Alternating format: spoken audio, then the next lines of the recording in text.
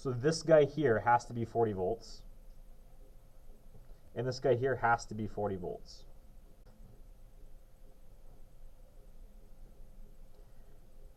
That's V1 and V2. Then we know this is 40 volts. We know the current through 2 is 3.3 amps. We can use that to find resistance. V equals R, so R equals V over I, so that's going to be 40 over 3.3. But if you were to find the current using the first resistance, so V1, R1, Yeah. how is that? That would give you the current just through this branch. So if you wanted to do it that way, you would use, so I would be equal to V over R. So this would be 40 over 6, which would be 6 and a bit. Yeah.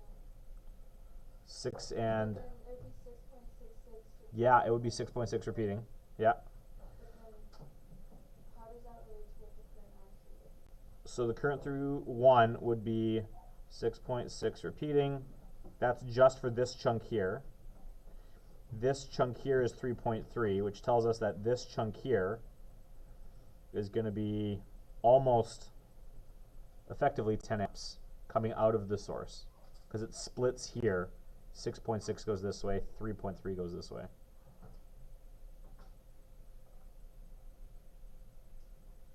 Does that help at all?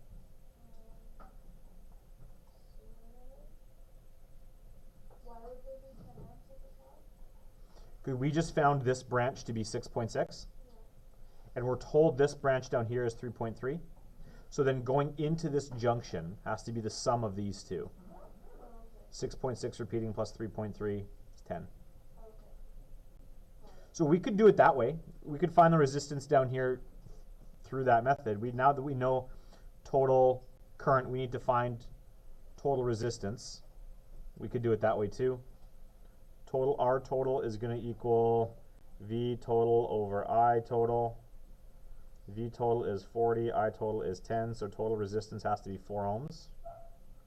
And then we could use that, because these two are in parallel, 1 over RT equals 1 over R1 plus 1 over R2. So we know that 1 over 4 minus 1 over 6 equals 1 over R2. And we could go through it. We could find resistance that way too. Does that help, Nan? Yeah. Okay. You wanted 3? Okay. What is the potential difference supplied by the voltage source? We know. Okay. So we know current going through this portion of the circuit is 8 amps, and that resistor is 3 ohms. And we know these two resistors are the same. Okay, so there's some reasoning we can do here. What can we find based on what we're given? I am. Yes, Luis, I am. Thank you. Well, I figured that we could do voltage equals I times R. Okay, for this piece right here? Or for what piece? No, I did it overall, like for the whole thing. Oh, yeah, okay.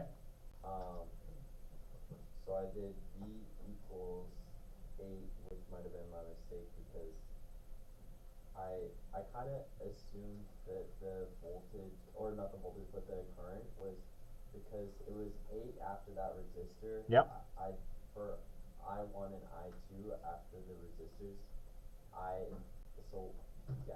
So I think I know what it is. But because no, this current is the main branch. So this current is equal to the total current. Right. You can use 8 here. So, But how did you come up with the total resistance? okay, so I did 8 times 1 over 3 plus 3 plus 3. That's going to be your Mistake. Because if you want total resistance, the resistance for the parallel portion, 1 over R parallel is going to equal 1/3 plus 1/3, which gives us 1 over R parallel is going to be 2 over 3. So RP is 3 over 2. That's just for these two. That make sense? So then if I were to draw the equivalent circuit for what I've just found, it would look something like this, where we know this guy here is 3, and I can replace these two in parallel with one here of 1.5, which tells us that and because these two are in series, that tells us that the total resistance of this whole circuit is what? What do we do when the resistors are in series? I think,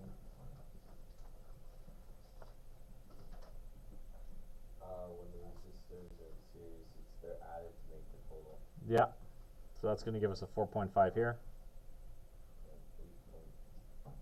4.5 is probably going to be something like 36. It's exactly going to be 36.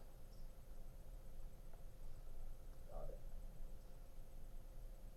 That's one way you could do it. There are alternative ways to do the same question. Yes, Angelina? I just did V equals I over R, and then I did, V does not equal I over R. I mean, sorry, V equals I times R. Okay.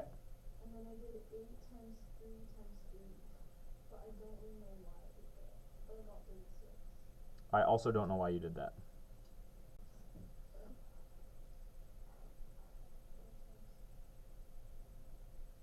What the fuck?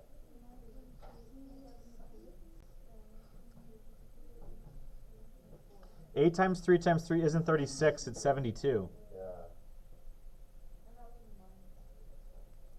So, I mean, here's an alternative way to do the same question.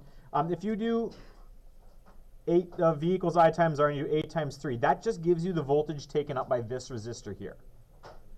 8 times 3 is 24 volts. And now we need to figure out what's left for these two pieces here. Now, we can reason our way through this. These two resistors are the same. So what can that tell us about the current traveling through these two branches? They're the same. And current splits. So I would have to split 8 amps equally to send some down here and some down here. So you're telling me that would be like 4 and 4? So yeah, the current through 2 would have to be 4, and the current through 3 would have to be 4, because these two resistors are equal, and so the current would split equally. So then you could use V equals I times R.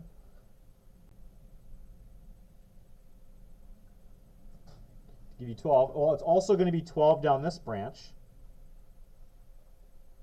but in parallel, voltages don't add. The branches have to be the same. So you'll take the 12 volts eaten up by the parallel portion and the 24 volts eaten up by that resistor there, add those together to get you the 36 total volts required.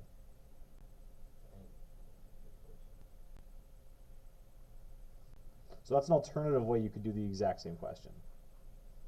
Didn't you say that before you assigned this number, the easiest way to solve the questions was just answer like for everything and just figure out? Often, yeah.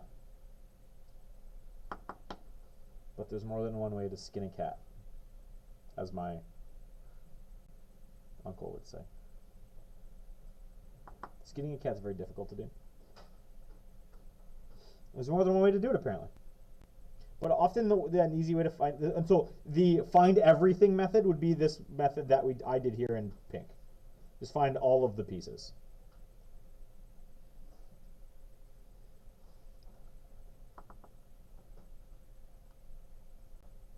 But these things are puzzles. You can do them all sorts of different ways.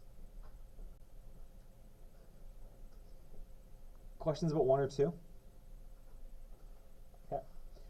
Do you want me to do another one? Okay, flip the page. Let's take a look at another one. Where's a fun one? You know what? I will randomly generate a question between 5 and 18. Which one are we doing? I'll find out in a second.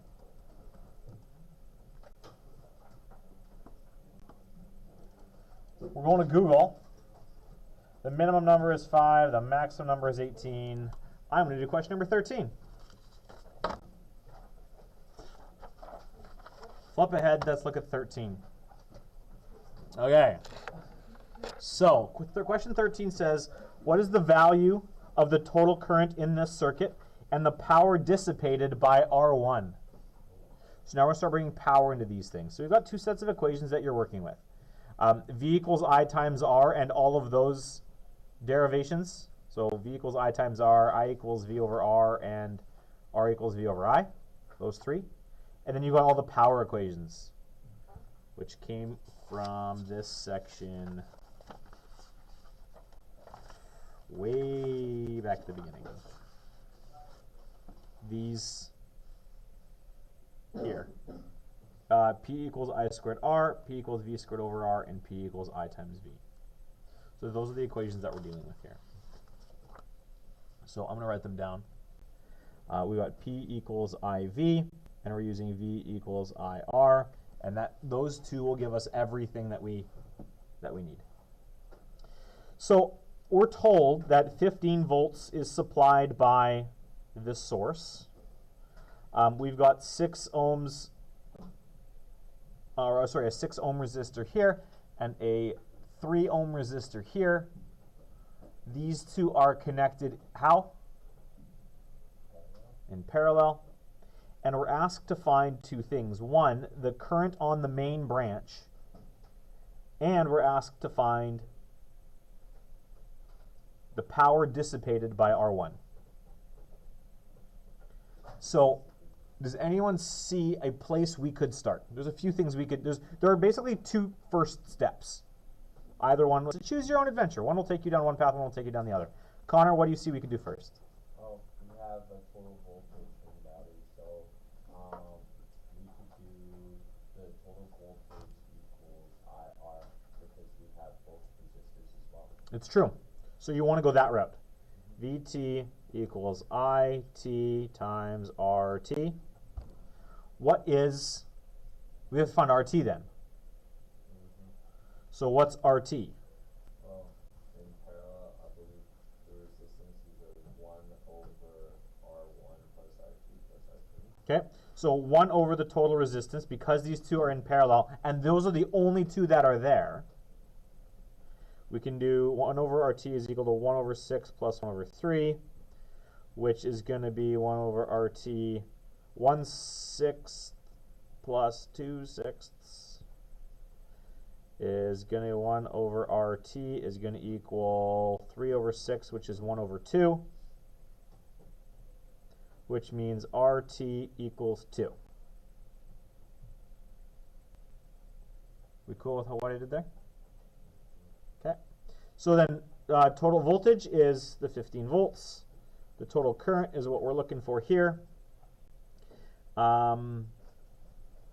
The total resistance is from those two combined is 2 ohms.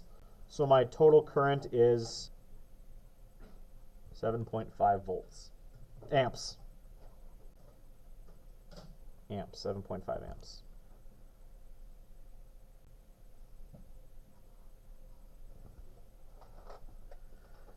Okay, so what now?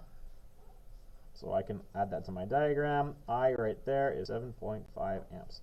Now I want to find the power being dissipated by resistor 1.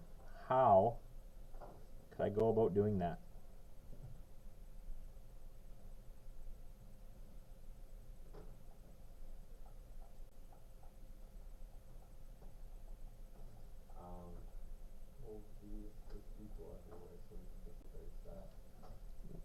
V is equal in these two branches because they're in parallel.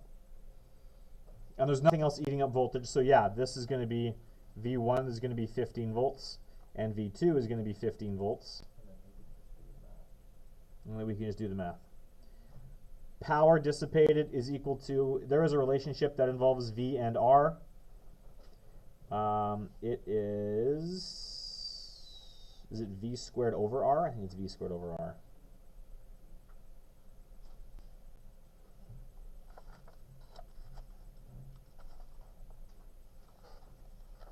Go back. Yep, P equals V squared over R. So then the power dissipated by that resistor is going to be 15 squared divided by 6. 15 squared is 225 divided by 6 is not something I can do in my head. What is the power dissipated by that resistor?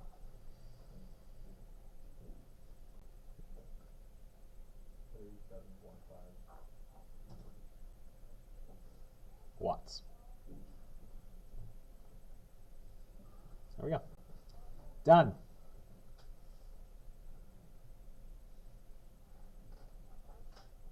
Questions? That's all it is. It's playing with these facts that we've looked at before and the equations that we've got that relate these concepts together.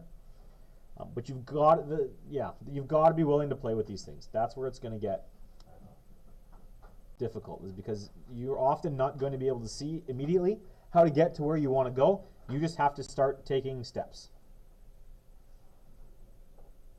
There's a profound quote somewhere in The Lord of the Rings or The Hobbit about doing that.